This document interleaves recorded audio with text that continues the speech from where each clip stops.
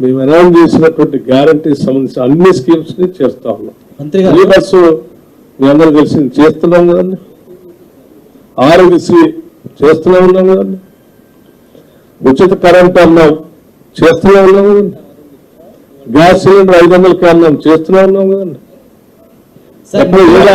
ఏది ఆపలేదు సార్.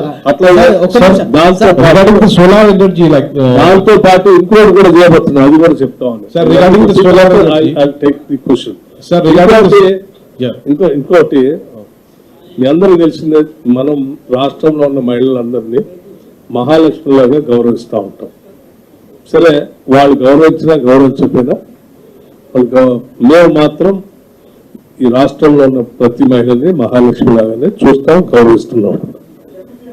అందులో భాగంగా జనాభాలో సగభాగంగా ఉన్నటువంటి మహిళలందరూ కూడా ఆనాటి కాంగ్రెస్ ప్రభుత్వాల్లో ఇందిరా క్రాంతి పత్రం అని చెప్పి సెల్ఫ్ హెల్ప్ గ్రూప్స్ పెద్ద ఎత్తున వాళ్ళే మనీ సర్క్యులేషన్ పెద్ద ఎత్తున మహిళ చేతిలో ఉండాలి ఆలోచన చేశారు.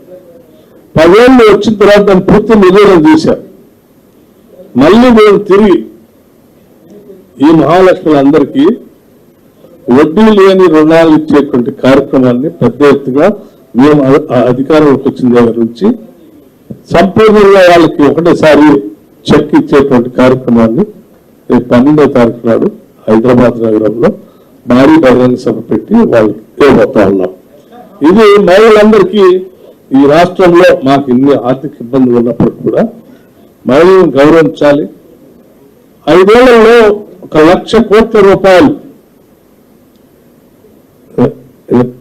5 years పీరియడ్లో 1,00,000 కోట్ల రూపాయలు బ్యాంకుల ద్వారా వాళ్ళకి రుణాలు ఇప్పించి పెద్ద ఎత్తున మనీ సర్క్యులేషన్ మహిళా సంఘాల మధ్యలో ఉండాలని, తద్వారా ఆ కుటుంబాలన్నీ కూడా మహిళతో ఆలోచనతో ఆర్థికంగా నిలదొక్కుని ఎదగాలనేది మా అందరి ఆలోచన.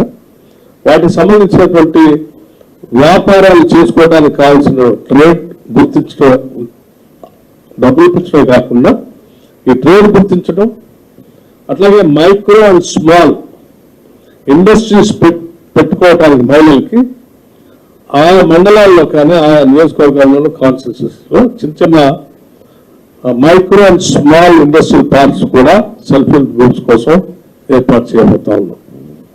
ఇది మేము మహిళలకు ఇచ్చేటువంటి గౌరవం, వాళ్ళు ఆర్థికంగా వ్యాపారవేత్తలుగా కాకుండా పారిశ్రామికవేత్తలుగా కూడా మార్చాలనేది మా ఆలోచన. ఇప్పుడు మీ పీక్ టైంలో పవర్ పర్చేజ్ చేయడానికి